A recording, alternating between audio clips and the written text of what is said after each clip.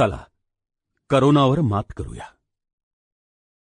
करोनाची पहिली लाट गेली आणि दुसरी लाट सुरू झाली. दुसऱ्या लाटेनं अनेकांच्या तोंडचं पाणी पळवलं.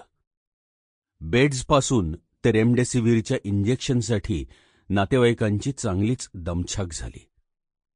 अनेकांनी हे वर्तमानपत्रात वाचलं, टीव्हीवरही पाहिलं असेल. पण प्रत्यक्षात स्वतःच्या घरात करोनानं शिरकाव केला तर घाबरगुंडी उडतेच. त्यासाठीच स्टोरीटेलच्या माध्यमातून आणि वैद्यकीय तज्ज्ञांच्या मार्गदर्शनातून आम्ही तुम्हाला करतोय आरोग्य साक्षर. चला तर जाणून घेऊया करोना आणि करोना संदर्भातील आजाराची माहिती. नेमकं आपण काय करायला हवं आणि काय लक्षात ठेवलं पाहिजे ते जाणून घेऊया.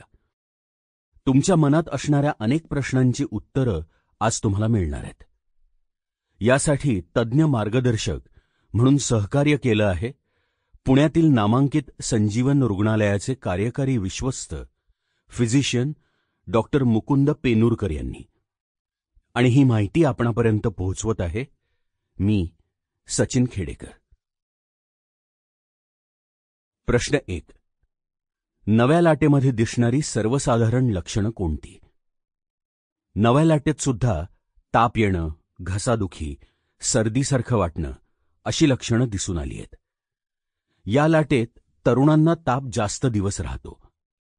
मागच्या लाटेत 1 ते 2 दिवसच ताप असायचा. आता तो 100 ते 101 डिग्री सेल्सिअस अंश एवढा असतो.